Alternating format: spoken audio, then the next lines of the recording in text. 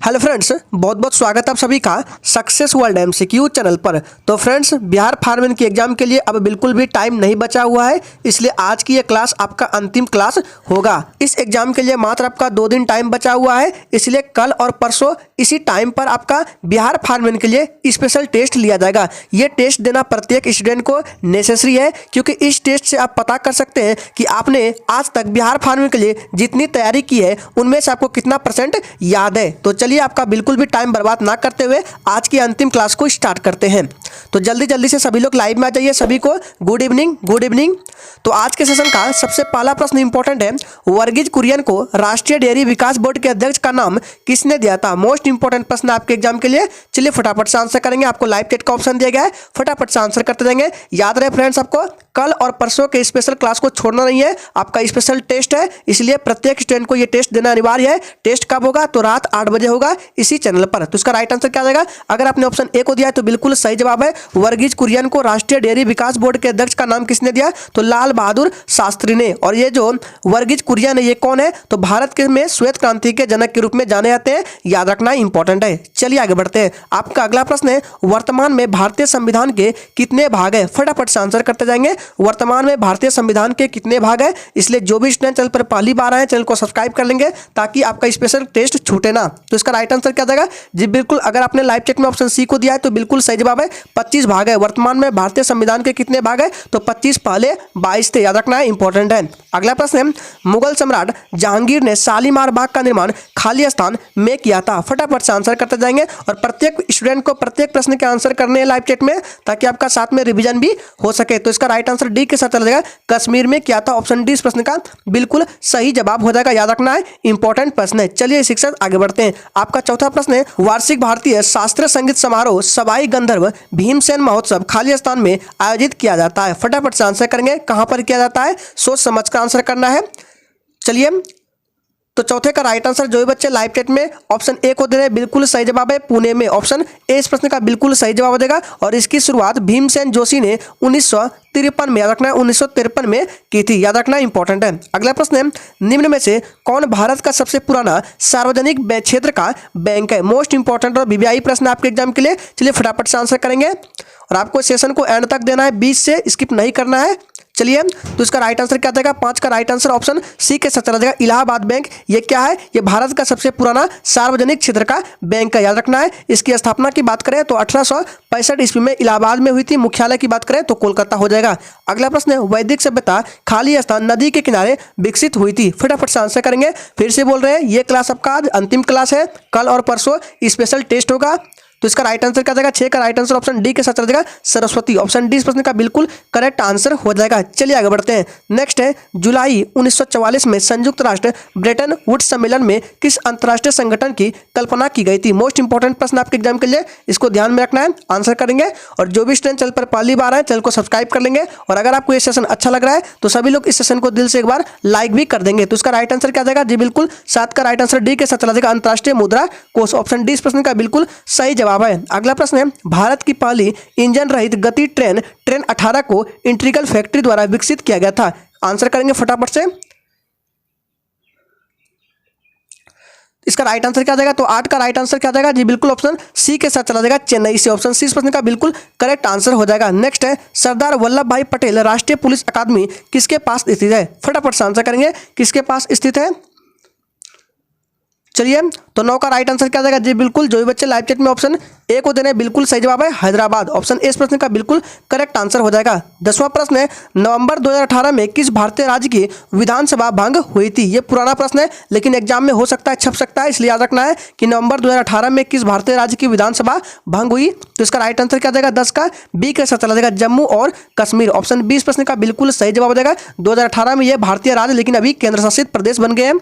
Next है, उत्तराखंड राज्य का गठन कब हुआ था? फटाफट से आंसर करते जाएंगे और प्रत्येक प्रश्न के आंसर करने हैं। उत्तराखंड राज्य का गठन कब हुआ था? चलिए, तो इसका राइट आंसर क्या जाएगा? 2000 ईस्वी में। याद रखना है कब हुआ था? तो 9 नवंबर 2000 ईस्वी को। ऑप्शन ए इस प्रश्न का बिल्कुल सही जवाब हो जाएगा और 27वें राज्य ये बना था। याद रखना है। चलिए आगे बढ़ता है।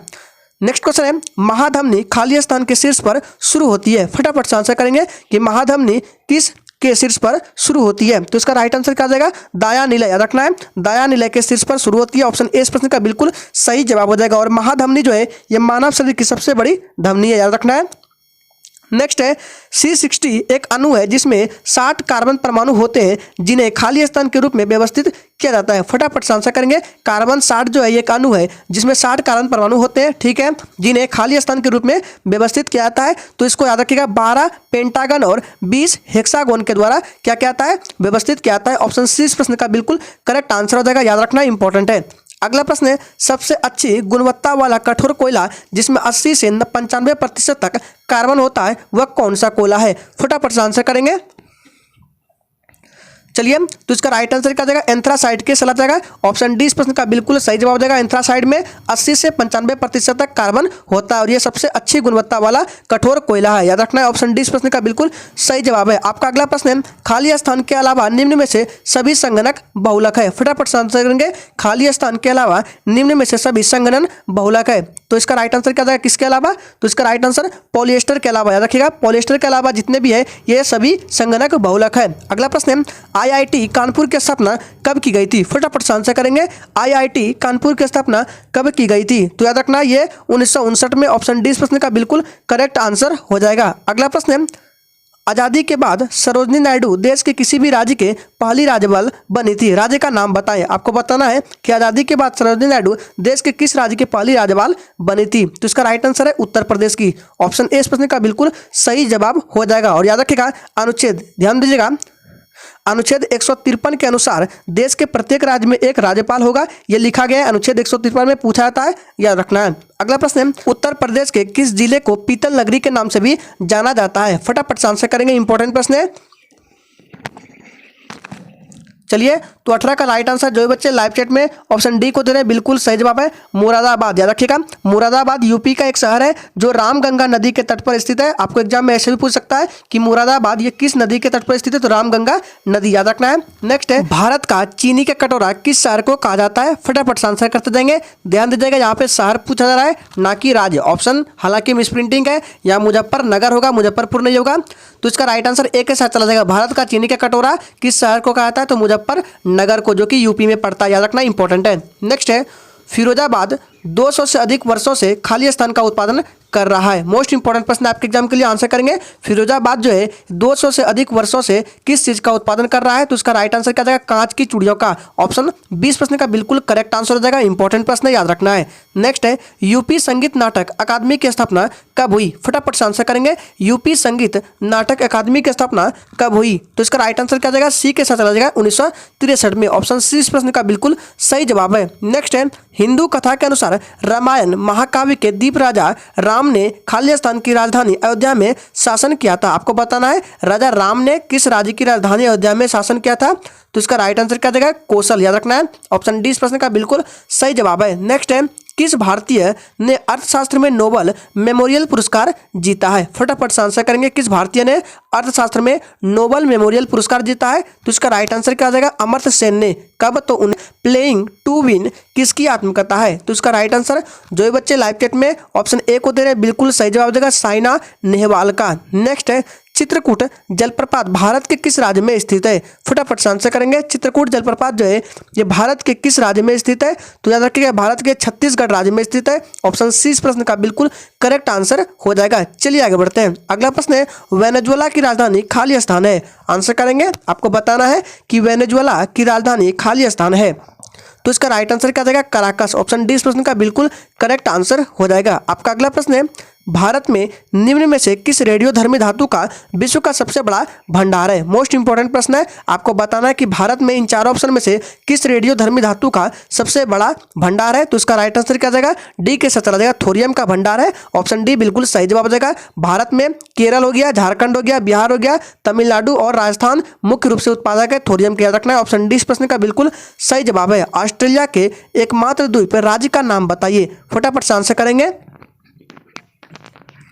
चलिए, तो इसका राइट आंसर क्या जाएगा जी, बिल्कुल सी के साथ चला जाएगा, तस्मानिया है। ऑप्शन सी इस प्रश्न का बिल्कुल करेक्ट आंसर हो जाएगा। नेक्स्ट है, निम्न में से कौन सा शहर गोदावरी नदी के तट पर स्थित नहीं है। प्रश्न थोड़ा सा कठिन है, यहाँ पे नहीं पूछा रहा है कि निम्न में से कौन सा शहर गोदावरी नदी के तट पर स्थित नहीं है। तो याद रखिएगा, इसका राइट आंसर सी के साथ चला जाएगा, औरंगाबाद। ऑप्शन सी इस प्रश्न का बिल्कुल सही जवाब हो जाएगा। याद रखिएगा, ऑप्शन सी इस प्रश्न का बिल्कुल सही जवाब देगा। और ये जो गोदावरी नदी है, गंगा के बाद गोदावरी भारत की दूसरी सबसे लंबी नदी है। अगला प्रश्न है, नीलम संजीव रेड्डी के कार्यकाल के बाद भारत के राष्ट्रपति कौन बने। आंसर करेंगे।